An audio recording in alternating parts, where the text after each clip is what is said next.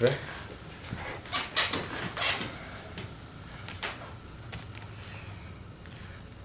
Bon matin, M. Duceppe. C'est un très grand honneur de vous entrevuer pour le McGill Daily. J'écris un article sur l'Afghanistan et j'aimerais commencer en vous posant quelques questions en français et après des questions en anglais. D'accord.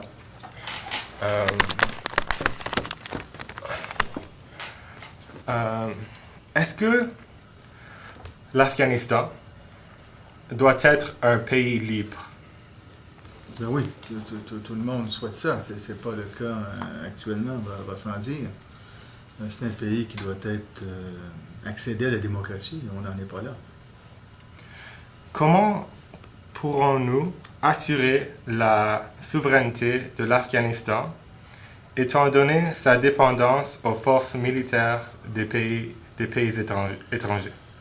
Vous savez, il y a eu une intervention après les événements de septembre 2001, une intervention selon les règles des Nations Unies. En ce sens-là, les pays occidentaux avaient le droit d'intervenir, les démocraties avaient le droit d'intervenir.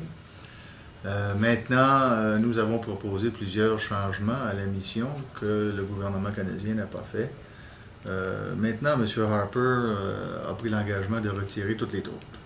Ça, tout le monde s'entend à la Chambre des communes sur ça. 2011. C'est ça, en juillet 2011. Et il faut poursuivre une intervention là-bas par d'autres moyens, entraîner les forces policières, développer l'aide humanitaire et aider aider à construire la démocratie. Alors, sur ces trois plans-là, le Canada et les démocraties doivent continuer à jouer un rôle. Et l'histoire dira si cela a réussi ou pas, mais il est bien entendu qu'il y a diverses forces qui interviennent là-bas, dont des forces obscurantistes comme les talibans. Encouragez-vous l'immigration des Afghans au Québec? Selon les règles, les gens qui veulent émigrer au Québec sont choisis par le Québec en fonction d'un certain nombre de critères. Si ce sont des réfugiés politiques, c'est autre chose. Là, ils doivent être acceptés par le Canada comme réfugiés politiques. S'ils émigrent au Québec, il faut être très clair que ça se passe en français au Québec, donc ils doivent apprendre la langue et fonctionner en français. Mais on est ouvert. Le Québec est un grand territoire et est ouvert à tous ceux et celles qui nous viennent d'ailleurs. L'Afghanistan est aussi, comme vous le savez sûrement, un pays bilingue. Quelles leçons est-ce que le Québec peut partager avec ce pays en ce regard? Pour nous, la solution pour le Québec, c'est pas d'être un pays bilingue. C'est d'être un pays dont la langue officielle et la langue commune est le français. Cela étant dit, les individus sont encouragés à parler plusieurs langues. D'ailleurs, la seule ville en pratique bilingue au Canada, c'est Montréal. Il n'y en a pas d'autres. Ouais. Bon. C'est au Québec qu'il y a le plus de bilingues au Canada.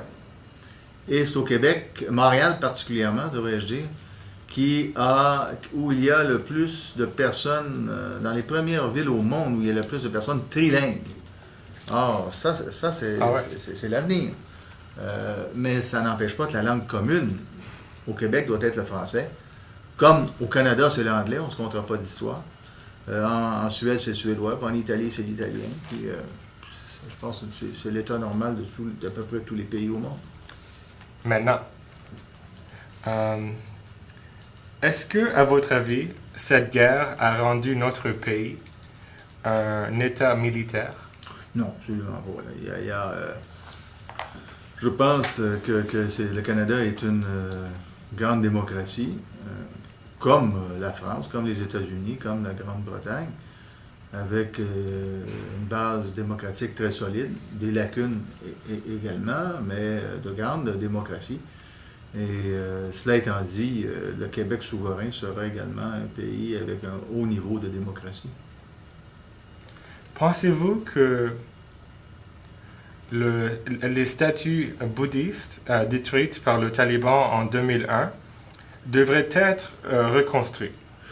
Là, je n'ai pas suffisamment de connaissances en art pour savoir si cela serait possible, mais même si elles étaient reconstruites, c'était un acte horrible que de détruire des trésors de l'humanité. C'est complètement stupide, aberrant.